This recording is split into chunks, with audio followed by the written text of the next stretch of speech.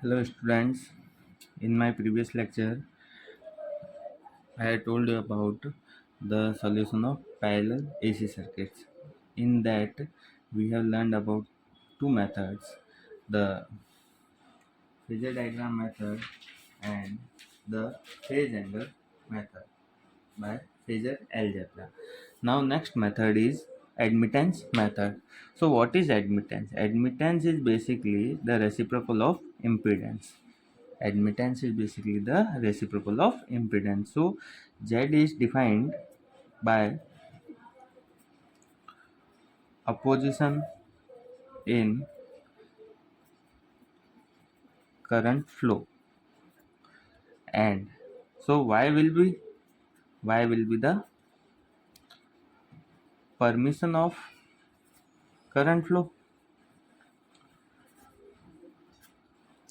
So how we can calculate the value of y? Y is constituted by two terms. For example, Z is equal to r plus j xl. Z is given as r plus j xl. So admittance will be the reciprocal of impedance. So for example, that impedance is for inductive circuit, for resistive and inductive circuit. This is R and this is L.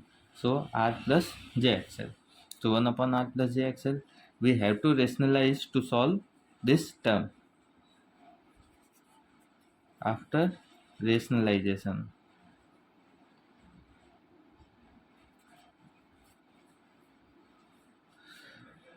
so we have to multiply the opposite sign in numerator and denominator. So opposite sign will be r minus jxl, and we have to multiply this r minus jxl in numerator and denominator. So here a plus b and a minus b, so it will become r square minus j square xl square, and in the numerator r minus jxl. As we know that the value of j is equal to under root minus 1, so j square will be equal to minus 1. Put the value of j square here, it will become r square plus xl square. So divide this r square plus xl square uh, differently between r and xl, the terms of numerator. So it will become r upon r square plus xl square minus j xl upon r square plus xl square. So this term will become the g, conductance, and xl upon the imaginary term is termed as susceptance. This g is called conductance of the circuit, and B is called susceptance. Is called susceptance of the circuit. The unit of both will be equal to Siemens. Yeah. So let us take a question and then we will solve the problem and get the concept.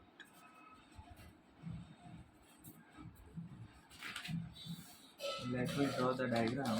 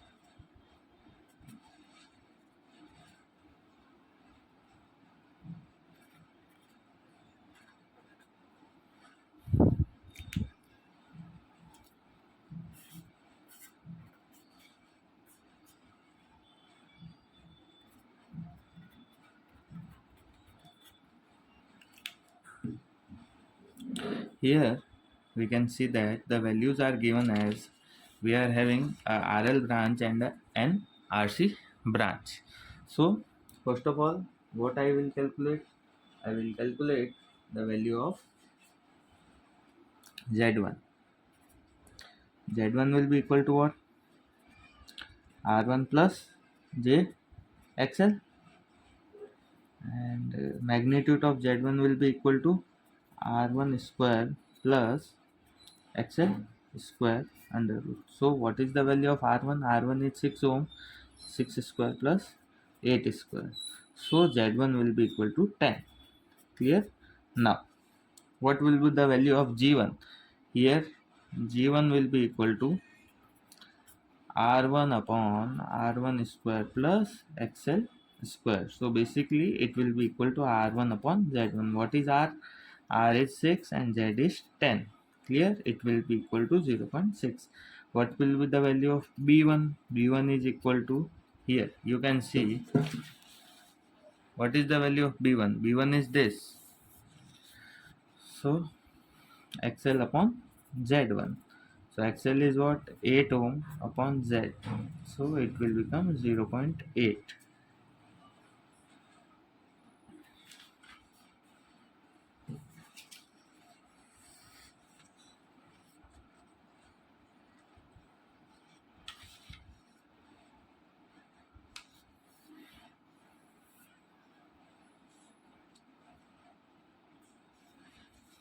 It will be Z1 square.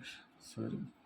It is Z1 square, Z1 square. So it will be 100, 0.06, 0.08.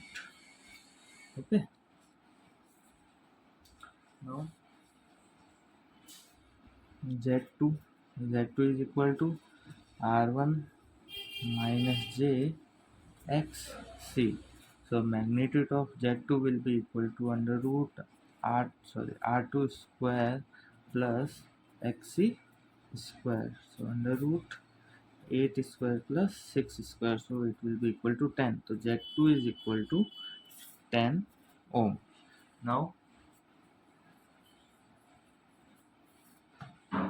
what will be the G2?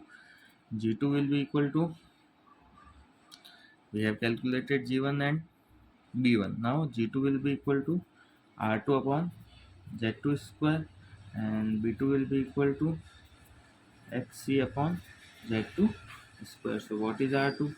8 upon Z2 square.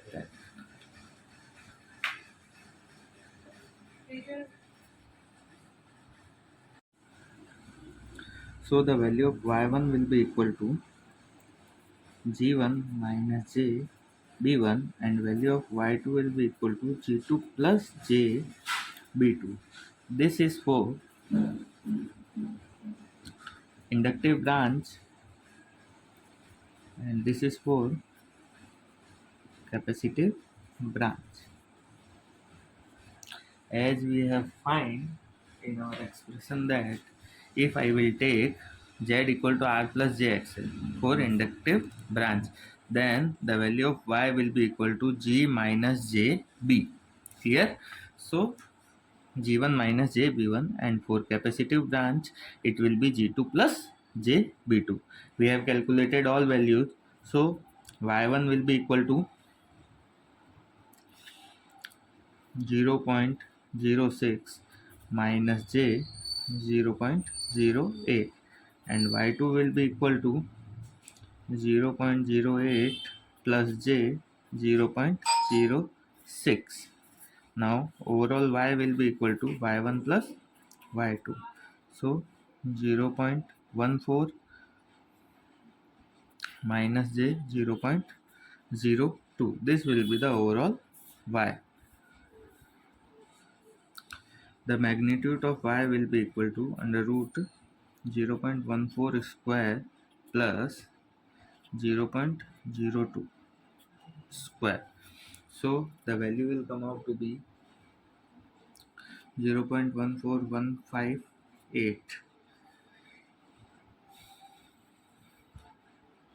Now the phase angle, we have to find the phase angle. The phase angle will be equal to phi equal to tan inverse B upon G. So tan inverse, what will the value of b? We have to add two b's, so it will be equal to minus 0.02. And what will the value of g? 0.14. So 5 will come out to be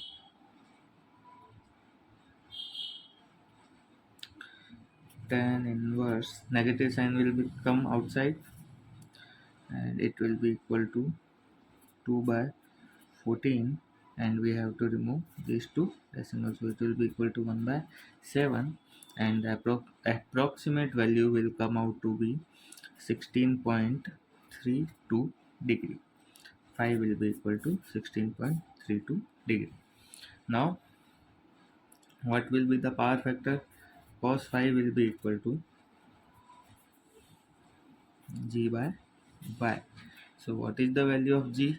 0.14. And what is power y? 0.14158. So it will be equal to 0.99. And what will be the nature? It will be lagging nature. Clear? Because negative sign is there with the phase difference. So finally, if I will take voltage is this, then current will lag this voltage by angle 16.32 degree.